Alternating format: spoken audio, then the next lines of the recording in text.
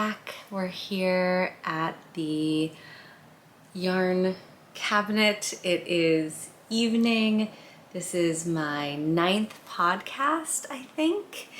And I am so excited to be back. I was actually a little bit nervous to start recording for a couple reasons. So if you might have seen my Instagram post, or I also tried to post it here on YouTube, I had a whole kind of pre-Rhinebeck episode filmed, and then I was actually right here. I did it in the evening, and it completely had no audio. Like, it was, I had talked for over an hour with no audio, and so I just was feeling a little down about that. I didn't have time to re-record because we were getting ready for this big travel, and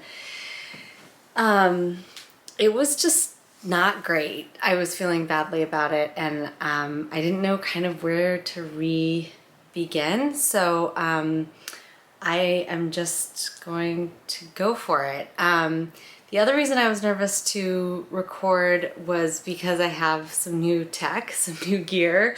I was so down about trying to figure out the sound thing and all that, and then about a week later was my anniversary, and my husband got me a little camera to record on, and it's definitely different, and along with the gift came a promise to help me set it up. So that was really, really helpful. I was kind of concerned about being able to figure everything out, but I think so far so good.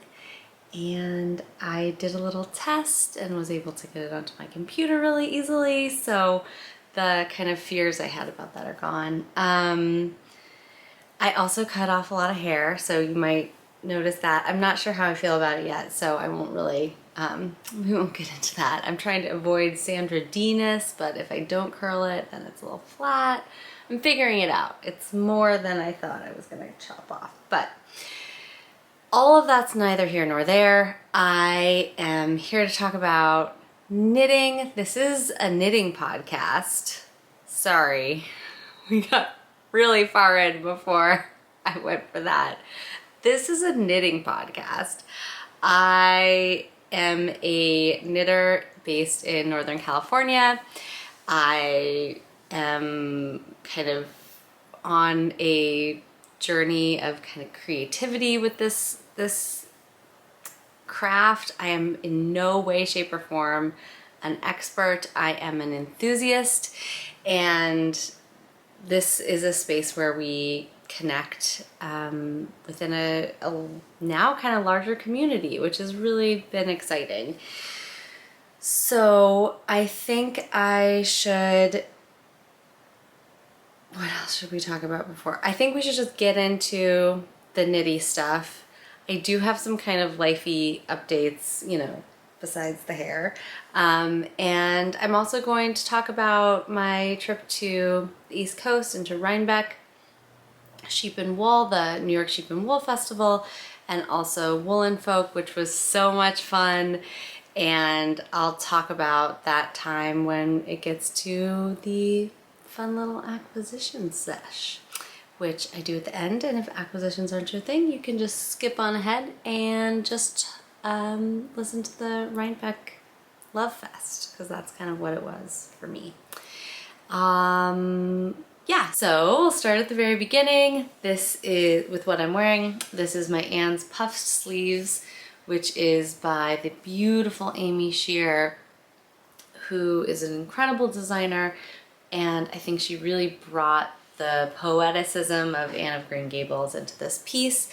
I go into more details about it in previous episodes. If you're interested, you can always check out the descriptions. I also try to keep the object titles that I discuss the most in my episode titles, so you can, it's kind of a little neat way to kind of figure out what, if there's a particular garment you're interested in, you might be able to find out more about that there. In the final pattern, it is not a short sleeve, it's actually a longer sleeve. For the puff, it's supposed to hit right at your elbow eyelet, but I really loved when I was trying it on. I really liked it. So I finished off mine early with Aimee's Okay, which was really, really grateful for. I have to say, knitting with her tester group was just a wonderful experience, full of inspiration, full of really interesting and engaged testers. So that was a total joy. And working with this yarn was a total joy too. This is an organic 100% merino, non-superwash. It has wonderful structure for the pleat, which I have to say I'm quite liking, but it also has a really soft hand and lovely drape. So it's just kind of right in the sweet spot. And I really encourage folks, I think this is a staple item. I wear it all the time. It's so soft. It's like really cozy, and yeah, I'm just a big fan of it. It's definitely something that I didn't think I needed until I had it in my wardrobe, and now I wear it all the time. And yay for short-sleeved cozies. I think I'm gonna knit a few more of these over the next little bit. My next thing I'll talk about is, let's talk about my Rhinebeck sweater, which is still a whip, and it's a really messy whip. I'm super embarrassed for reasons which I'll get into later. I did not finish my Rhinebeck sweater in time to wear it to the festival, which, you know, I'm a bit, shall we say, sheepish about. But I am seriously, I don't feel great about it. Don't feel great about it at all. But you know what, I'm just gonna snap this because I have to re-thread it anyway. And this way you'll be able to see the whole thing without that part hanging on. So basically this is the DRK Alpenglow 1, which is by Andrea Mowrey of Drea, Renee Knits. And it's really nice, but it's not done. And this is knit, ooh, look, I'm gonna come on in there so you can see all my goodies. This is the La Bien-Aimée Merino Sport is the pink. The Helix held with a strand of mohair is the main color. That's the Spincycle Ghost Ranch is my primary contrast. And then the green, which is coming out more yellow. It's definitely an olivey green, but it's not quite as yellow as it looks here. There, that's much better, maybe. This is the Magpie Fibers Plume, and it's a lace weight cashmere yarn, and it is divine. It was so divine, in fact, that I did my rolled over collar because I didn't want to waste it.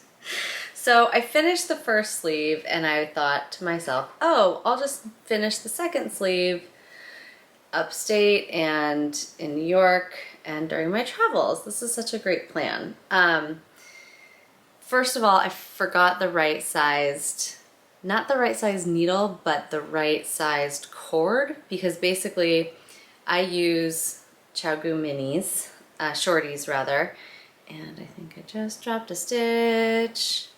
Squeezy. While I fix it and talk at the same time. So I brought the wrong shorty cord on my travels. Should I get into that? I guess I should. Okay, so the reason, I think I mentioned this on my last podcast, or the podcast when I talked about going back east. Oh, if I haven't said, I am not based back east. Wow. This filming at night thing might not be for me long term. Okay, so I'm in California, and I've lived in New York City for many years before I moved here. It's where I became a knitter, and when I found out that my cousin was getting married in New Jersey, which is where her now in-laws family is located. I thought, what a great excuse to take the whole crew, me and my 2 kids and my husband, back east for some family time to, you know, go into the city for a few days. And then it just so happened it was the weekend before the New York Sheep and Wool Festival, commonly known as Rhinebeck. So we did it all. We went to a massive 4-day, 5-event Punjabi wedding. We went into the city 2 different days and just went to all the little old apartments my husband and I used to live in. We walked around Central Park. We took the kids to the Natural History Museum. It was jam-packed days. And then we went upstate and stayed in a really beautiful old farmhouse with my parents and, again, my smaller nuclear family, and we just hung out and kind of decompressed, and we got to see some beautiful yarn. And the plan was for me just to finish this sweater sleeve and then block it and then wear it on the Saturday before we left for the airport. We had a late flight on Saturday, and I thought, oh, well, you know, I'll just finish it up on Thursday, block it on Friday at the rental house. Oh, look. Oh, I forgot to show off the bottom. I really like the corrugated rib at the bottom. I think it looks so good. Anyway, didn't have my right needles. Oh, that lighting got weird. Will it fix itself? Sorry, new camera. I don't usually look so peachy. There we go. That's right. Come on back. So I didn't have the right needles, and then finally was like, oh, but I'll be in New York, and so we'll get them when we go into the city. And so I got a pair of needles, and, you know, the right shorties. In this case, I just got a fixed pair while we were there, and then, you know, it just, one thing led to another, and I was just literally like starting the second sleeve on Thursday, and I wanted to spend, you know, the time with my family, and frankly going on hikes in the absolutely stunning New England fall woodland that we were staying in, and so it just didn't happen. And frankly, on Friday night, I thought about just like staying up super late and just working through it. And I thought, you know what?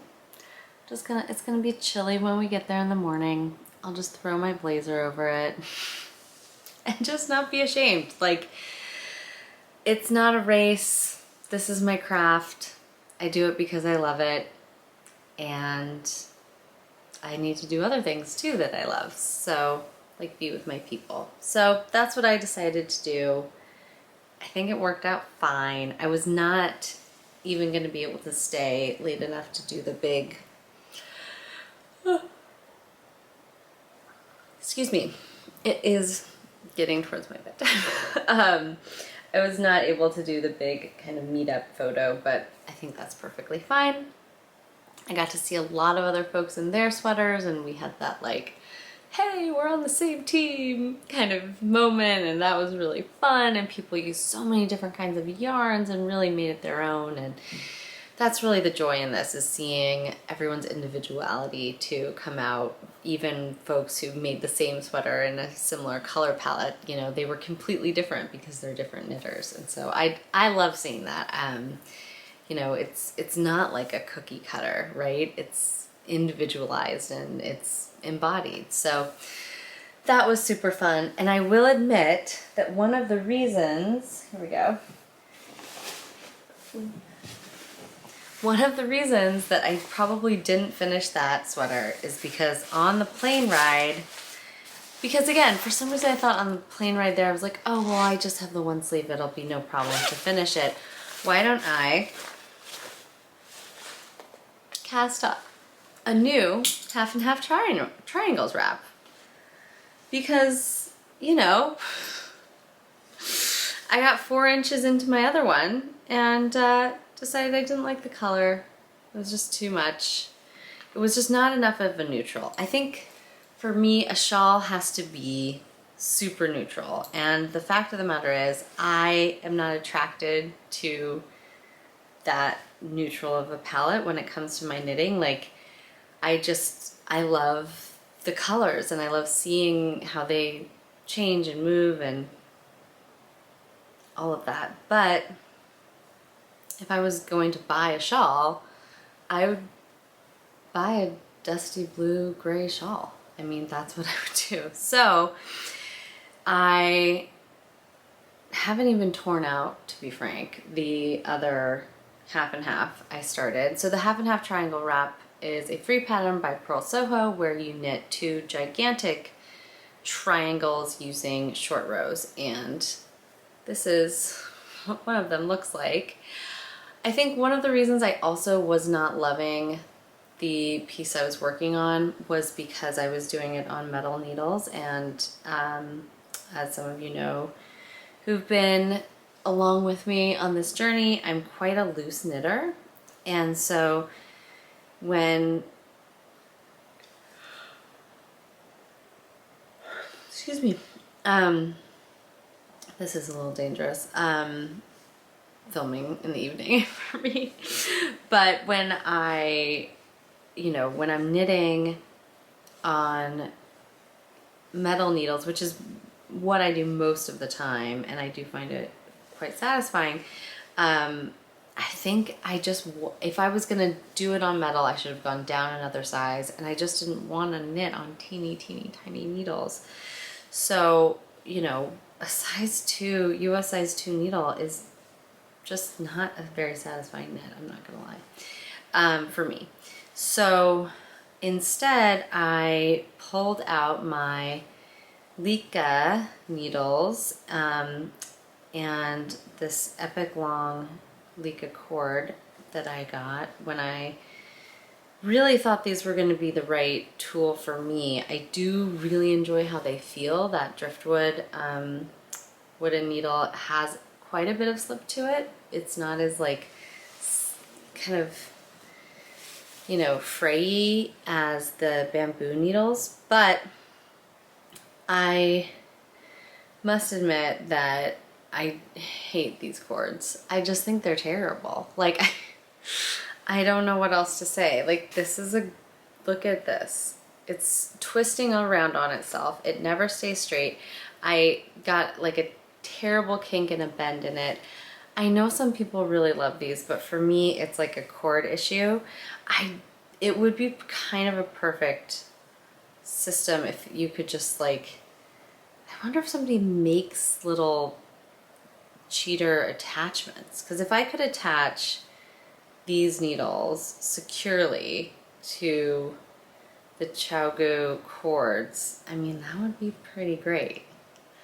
It would probably be good for my gauge too, because I do really, to be honest, quite dislike having to go down so many needle sizes. It just kind of turns it into a different fabric sometimes, and you know. Anyway, adore this. This is the color Gray Denim from Purl Soho, and I don't know if you can, it's probably not very satisfying to see all the squish of my wrinkly garter that I've been stuffing in and out of this bag, but you can see what I'm going to be pairing it with, which is the dark denim. Making my neutral dreams come true. Ooh, is that going to do anything interesting? Sorry, I'm still experimenting. Oh yeah, that actually looks really good. Sorry, I think I said oh yeah like the Kool-Aid guy. Like I was like busting through a wall. So my apologies for any other 90s kids out there. I did not mean to, you know, re-traumatize us all. Anyway, so that's one of the whips that I pulled out on the airplane when I was gonna have 5 hours of kind of almost uninterrupted knitting time. The kids were like kind of locked into screens. Sorry, not sorry. I had no idea how they would do. Never traveled with 2 kids before. Certainly never traveled all the way across the country with 2 kids before. Lots of within California travels, but nothing like this. So, oh man, it was epic. It was, but they did a great job, and I got to knit because they were just in kind of iPad land. So I was knitting, and the thing I brought was that half and half wrap instead of my Alpenglow sweater. So, you know, maybe not a great choice. But what was at home waiting for me when I got back? Only the most amazing cloud of a project. I gotta say, guys, I'm genuinely very proud of this. So this is, I have not talked about this on the podcast yet. I talked about it on the podcast that was erased extensively because I guess I did talk about the cast on and the yoke for this when I first started. And this is the Acorn Sweater by Junko Okamoto. It is my first pattern by her, but I can already say that I do not believe it will be my last. It is so intuitive and beautiful, and I really love it. So if you recall, I was obsessing over what my contrast color was going to be for the Inspired by Ellen motif, which you can see here. And I was going back and forth. I didn't know what I was going to do. I wanted something that would stand out on both colors. And this is all knit in Nutiden, sometimes with a strand of mohair held with, sometimes not. So this above is Nutiden in snow, held with a strand of a Verb for Keeping Warm's undyed mohair in the color Lighthouse. And the base is called Frond. And then this blue is Nutiden in the color Yngst, Y-G-N-E-S-T, something like that. I can't say it, and I apologize. And I did hold this also with one strand of mohair. In this case, I had leftover hedgehog fibers. Petrol is the color. That is looking very stripey in the camera. It does not look stripey in real life. I'm not entirely sure what's happening there, but we're learning. We're learning. And so for my contrast color, I was really debating if I was going to have a third color or just use the blue and white, or potentially use this a dark maroon. And you also may remember, if you're a returning viewer, that I love working with this material. I think it's amazing. It's kind of just a different headspace that you get into working with unspun yarn, and I know there's been a lot of curiosity about it. And so working with the gals hosting the event, Jackie and Carmen from Knitting a Good Yarn podcast, and also the lovely, what is the name of their podcast? It's Knit My Way Home, I think. I'm so sorry. It's just because it's the end of the day. Beautiful, beautiful podcast filmed in the Yukon. Just gorgeous, gorgeous work.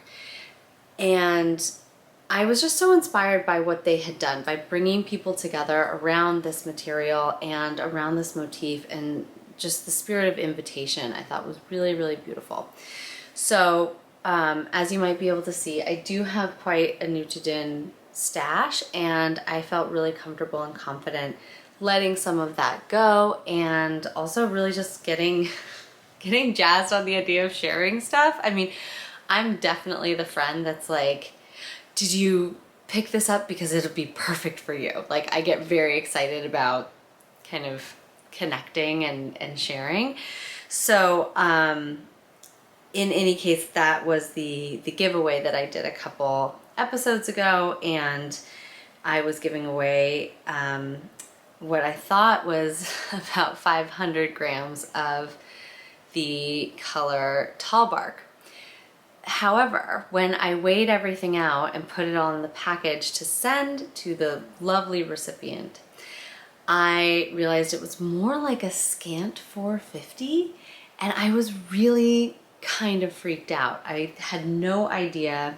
I thought, well, was there a plate missing? I mean, I had 4 big plates and then some kind of pre-wound balls, and I was just so like kind of discouraged and turned around a bit.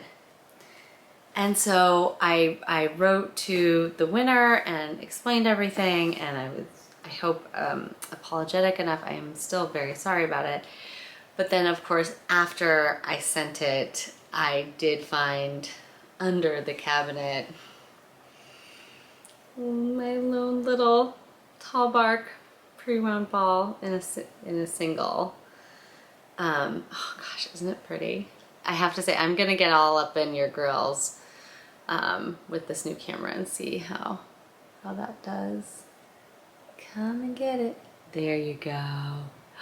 Isn't that pretty amazing? The color is actually really pretty close. It's a little bit, again, less yellow. For some reason, we're skewing a little yellow. This is definitely a bit cooler and less warm, but there you have it, Tall Bark.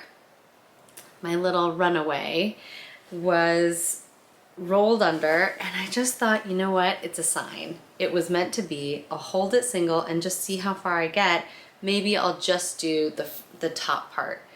But the amazing wonders of Nutiden is that, I mean, this is why it's just kind of magical. And you saw I wasn't completely at a loss. I think I'll still be able to do the sleeve repeats on this. I mean, it really did work quite beautifully. And you just don't need very much. I mean, this is a really large garment. It's meant to be. I mean, I'm gonna wear this hopefully forever. And it's a really large garment, and it's gonna be made of very little. I thought it was gonna take 2 plates or at least 1 full plate of each, and this isn't even a full plate of the white. Less than 100 grams. So I suppose if I had held it double, I could have, you know, it would have been obviously the full plate of it. But I did some swatching, and the fact of the matter is, I thought that holding it double would mean that the difference when I went from this top part of the yoke into the color work was just going to be too stark. And I really did not want to hold the white double and then the Tall Bark, so the snow would have been double and the Tall Bark would have been single. And I just didn't think that that was gonna play very well together, and it would have made for a really, really heavy bottom part of the yoke. So one of the things that's quite delightful about this piece is that there's some structure up top to kind of support the rest of the garment, but it's incredibly loose. So I just didn't want the idea of all of that weight from the color work kind of pulling everything down and stretching it out even more. So that's why I decided to do the mohair instead. And holding it single, quite frankly, I just wasn't gonna hang with. I had some issues with doing the cables, and so I knew I wanted the little bit of mohair from that. And that's just my personal preference. I know a lot of folks knit beautifully with a single strand of Nutiden, and I did single strand the Tall Bark, and I think it looks really good. And I did single strand the white when it was in here with the color work as well. So I did do just 6 rows of 3 color work. So here and here, I just thought it would kind of pop more and connect the 2 kind of spheres to each other to have the blue pop in here and then the snow pop in here. So that is definitely those 3 rows in both sections. They're thick. I mean, they really are, but you know, it was worth it, I think, for the design choice. So that is my Inspired by Ellen Acorn Sweater, and I'm just about to bind off here. I saw some really wonderful notes. This pattern has been knit quite often, and in Ravelry there were some really nice notes about getting the kind of effect of the rolled edge while using a little bit of ribbing. So I think that's the method I'm gonna try for the bind off, because I don't want to lose so much length, which I think I would do if I just went with the rolled edge. So yay, love that. And it was really fun to have it kind of waiting here for me when I got home. So that's all I'm working on right now. Oh look, I can look at my notes while I film. Who knew? Okay, so I talked about the half and half wrap. All right, up next. So it's mid-October. It is like high season, right, for the knitting crews. We have November and December, really, like that's all we got. So 2 months. What am I gonna knit? How am I going to close out my knitting year? This is kind of where I am. And I'm trying to figure out what's kind of up next. The first thing that I know I will absolutely be working on is a Northland sweater, which is a petite knit pattern, and it's a simple, but I think really lovely shoulder construction menswear pattern, and I'm going to be making that for my husband in the Explorer Knits Ireland collection yarn that I have ordered but have not received. And so I'm like, I can't cast it on. So what else could I cast on? So a Cargill sweater from Bois. I really like the cabled raglan that she's created, or maybe they're faux cables, this really lovely stitch pattern. And I just think it would be a really fun knit to make. I also know that she's planning to knit, or rather to release, a child size pattern. And I have a cool, kind of sweet idea, I think, for nearly matching but not quite matching Cargills for my daughter and I. So that could be super fun. I also have then 3 projects that I bought yarn for while I was at the Woolen Folk Yarn Festival. And I guess, should I just talk about those? Okay. I'll talk about the yarn first and the projects, and then maybe kind of just Rhinebeck in general, and then some lifey chat, and then I'll sign off, and at the end of the episode maybe I'll put in some of the kind of videos and images from Rhinebeck, if that's helpful or interesting for folks. So the 3 projects that I purchased at this really lovely ticketed yarn festival, so Woolen Folk is hosted by 2 yarn stores from New York City, String Things Studio, and then also the Brooklyn General Store. And it was really, really beautiful, hosted in a pretty opulent, amazing space, renovated brickyard right on the banks of the Hudson River. It was so gorgeous, really, really special. And I knew that there was one booth I definitely wanted to visit, and then kind of everything else was just going to be like gravy, right? So the booth I wanted to visit was the Lamb and Kid, which is a dyer based on Bainbridge Island in Washington.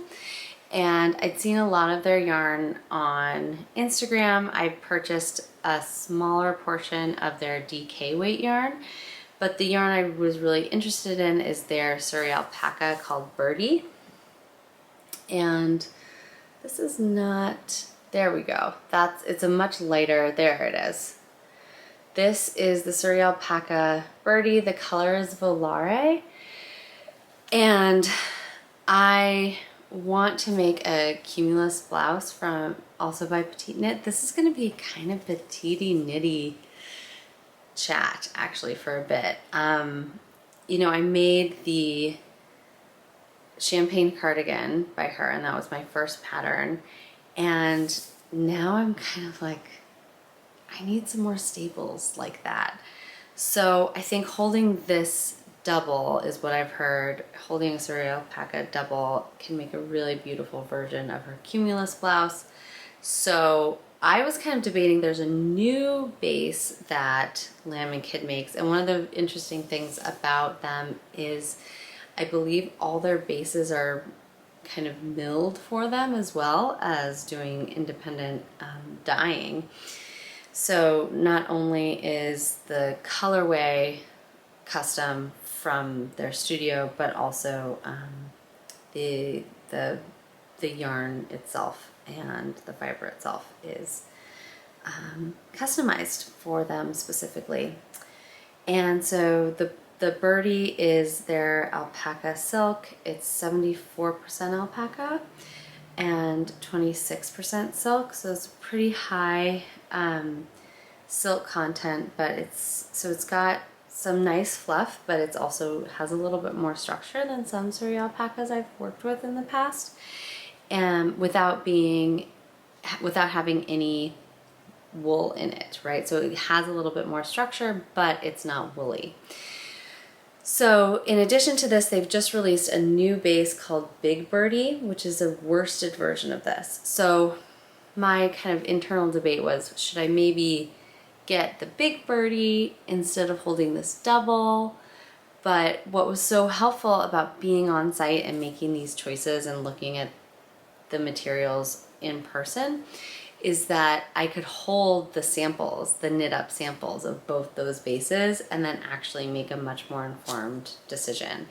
And it just kind of goes back again to like having the access that we have with our online communities is amazing, but and being there in person can really change your decision making and your plans, because I probably would have gone for the Big Birdie just because it was going to be new to me, but after feeling the way that it was knit up, I knew what I wanted was 2 strands Birdie held together.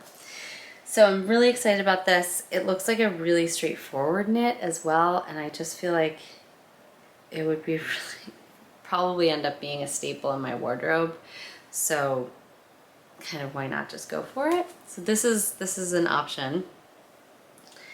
And then this was really cool find. I'm so chuffed with this. Okay, so just minding my own business, walking through the stalls, talking to sweet viewers, talking to new people I've never met before, like living my best extroverted life, let's just be honest. And then out of the corner of my eye, I see this little sign for Boondoggle Farms. And it was like the whole booth was glowing. I know that sounds kind of over the top, but that's what it seemed like. And look, this incredible, incredible fiber. This is 100% Finn sheep wool. And they call this a sport, but it looks a lot more like a DK to me, at least the way that I would use it. And oh my gosh, it's so pretty. So my thought when I was in the booth was, this is so beautiful. I love this. All of the colors are the natural sheep toned colors. This is silver, the color they call silver. And so when I was in the booth, my thought was, oh, what if I made a colorwork sweater with silver as the main color, and then the natural white, and natural, here we go, this natural kind of gray, darker gray, charcoal gray. What if those were my contrasts? Like, wouldn't that be so special? Oh, love it. All right, great idea, Lily. Beautiful plan. Except you don't actually need these. What you need are like a bunch more of this to make the Dartmoor. Wouldn't that be amazing? So Dartmoor sweater, I've been watching all the testers make on Instagram. I actually had a little bit of an inkling about it because Carmen from Knitting a Good Yarn did the pattern is by Kadri, and Carmen made a really beautiful test knit of the t-shirt version of the pattern, and I was like, ooh, I like that, but I'd really like it in the sweater. And so of course, lo and behold, there is a sweater version that came out the same day that I was in Wool & Folk not buying enough of this yarn. And when I realized my mistake that I wanted to do a full sweater in this, I wrote to the farm. Unfortunately, they're completely sold out. So I'm thinking I might be able to hold it with something else. It's a very oversized sweater, so I might be able to get away with it. But I don't know. I'm a little nervous, but I think I'm gonna go for it anyway. And I was thinking I could use the natural on the cuffs. And that way that'll give me, it'll just like keep stretching it a little bit. So that was my second purchase. And my second, I'm so sorry you guys. All right, I'm gonna have another sip of tea. We're gonna power through. We can do this.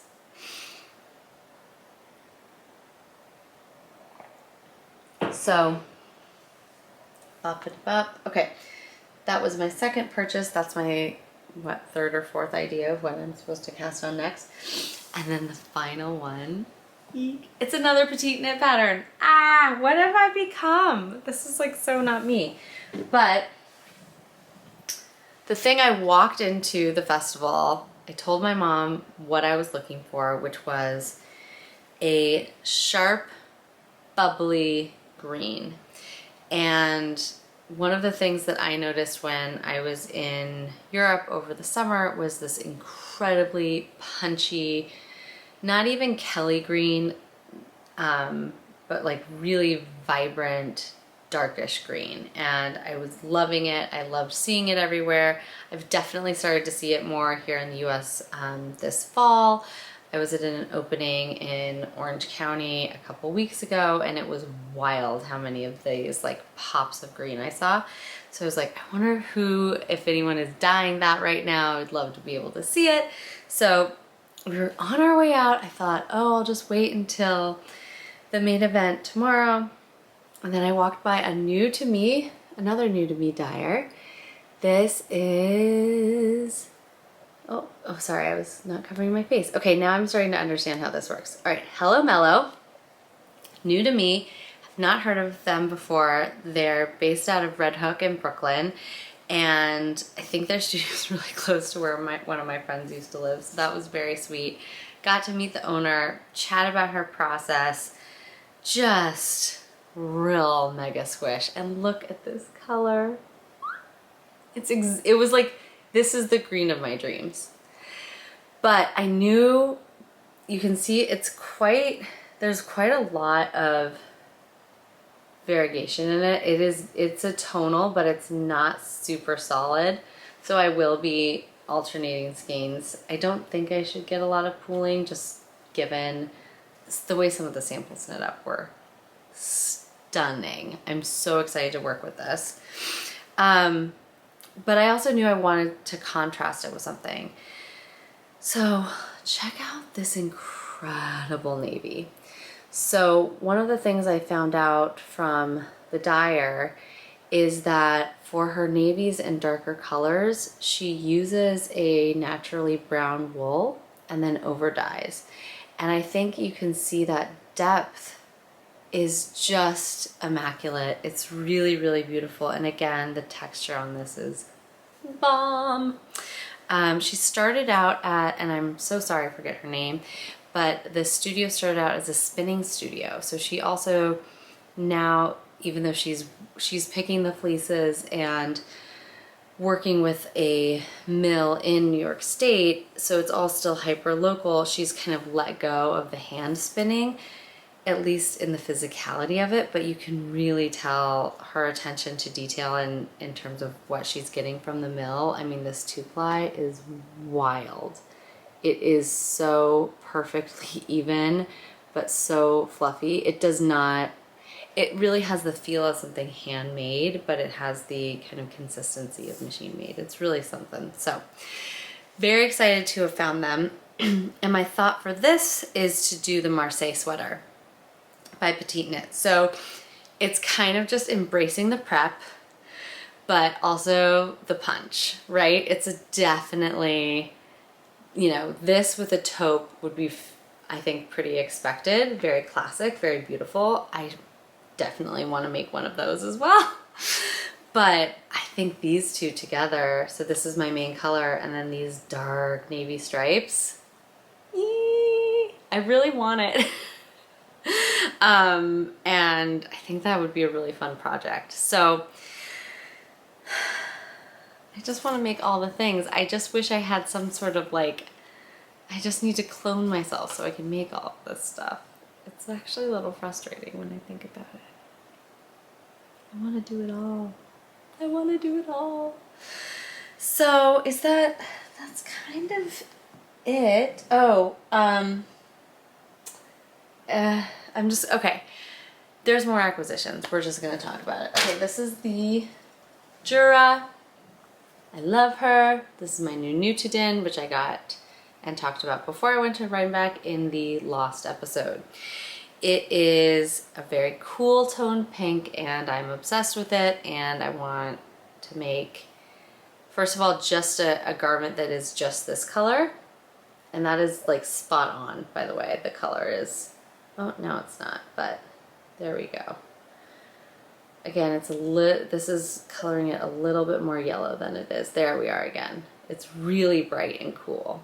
That's quite nice. So I want to work up a sweater that is just this straight, like very classic, not a lot going on. And then I also want to do something in color work with the Stila. Aren't they amazing together? I feel like they're a match made in heaven. Heaven. Love them. So that came. And then I didn't get into the fact that when I knew I wanted to do a different half and half triangle wrap color combination, and I wanted to just like have some really easy plain knitting, which again, I should have just worked on the Alpenglow, but whatever. I did all of that in a frenzy of Purl Soho linen quill sale mode. So yeah, and I mean, I really did go a little nuts. They also released a very beautiful pattern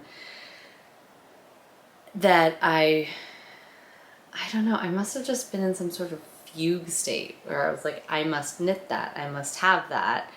And I bought the pattern. You know, most of their patterns are free, but this was a paid for pattern. I was super excited about it. Knit up in what? Half fisherman's rib fingering weight sweater. I have a half fisherman's rib fingering weight sweater on needles. You haven't seen it because I haven't touched it since I put the button band on. I just can't bring myself to do it. So why would I buy a pattern and all the yarn to make a very similar sweater? I don't know, but I did, and I really want to make it still. So maybe it'll be like a spring project, but I thought it would be fun just to share the colors that I did get in case people are looking for different Purl Soho linen quill colors.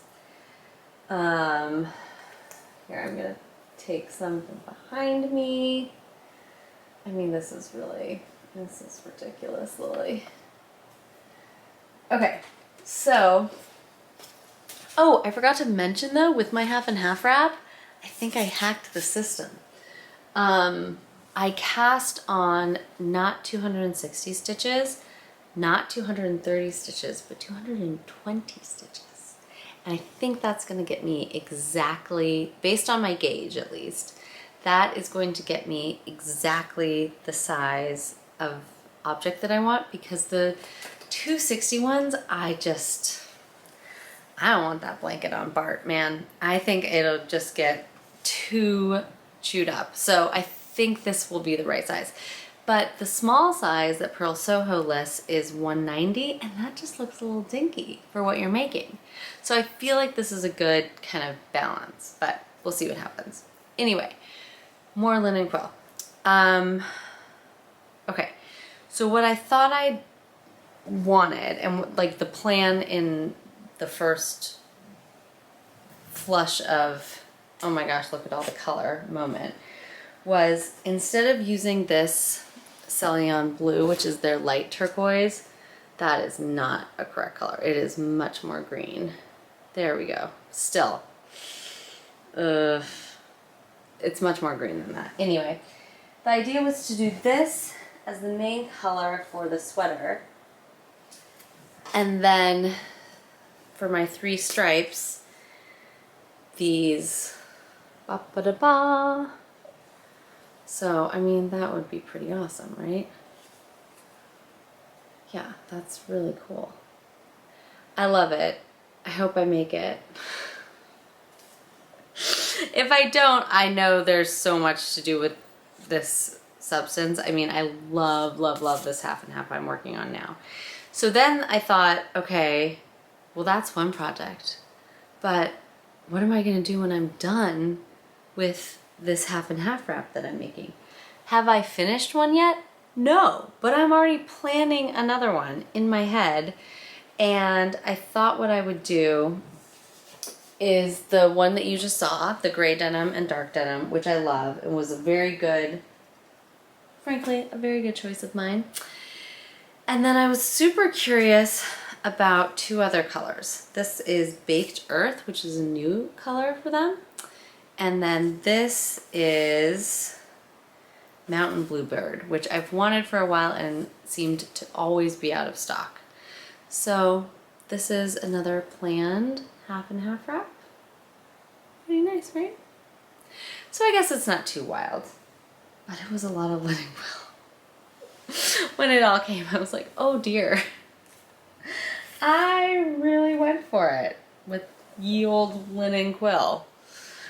But it is really fun. I kind of feel like now that I'm knitting it at a gauge that feels much more comfortable, I kind of think I really get the whole linen quill thing.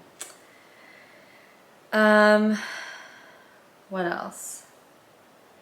I guess life stuff. I am still training for this marathon. It's definitely taking up a lot of knitting time. And frankly, a lot of sleeping time. I'm having to get up quite early to get my runs in. But I started working with a coach who I actually found here on YouTube. She's lovely.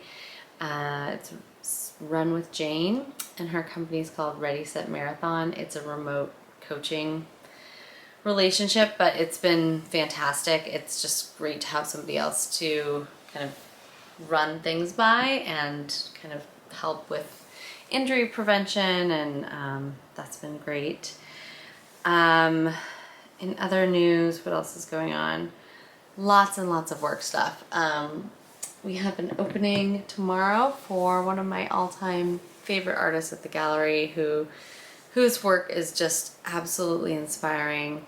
Her name is Jutta Heckel, and she actually frays her canvases. She pulls out portions of them so that they're quite kind of loose and transparent, and then does this kind of layered painting methodology where she uses imagery that is based on real objects, so like fingerprints or like vaguely recognizable patterns from satellite imagery and things like that. But they become completely abstracted and they're just amazing, and I love working with her, and so I'm very excited about that. And then I'm going back to New York for work the first week of November, so that's gonna be really busy. And October is just my family's like busy month. Somehow it's my anniversary, it's when both my kids were born. It's like somehow there's something going on in October where it's like, it's when things happen. So I think I'm just gonna stop it here. I think I might do like a second just Rhinebeck focused video because it was really remarkable, y'all. And I do have some pretty cool footage. So maybe I'll do that separately. And okay, team, so I must be a real live podcaster now because I did just run out of batteries. I didn't know what people really meant when they said that, but it was completely full, and I guess it has a little time to go moment. Just jump back on super fast to say, please let me know what you think of proposed up next projects in the comments. Anything that struck your fancy more than anything else. Clearly I'm having do all the things at once moment, and I know I need to just focus and pick something I really care about. I care about all of them though, so I'm not too sure. I also wanted to say thank you once again to everyone who came up and said hello over the weekend away in New York. Thank you, thank you, thank you. It was so wonderful to be around you all, and I will see you all again next time. Thank you so much for putting yourself out into the world, and it's a better place when you do, and every time you do, you inspire someone else to do the same. So thank you for being here and sharing this time with me. I'll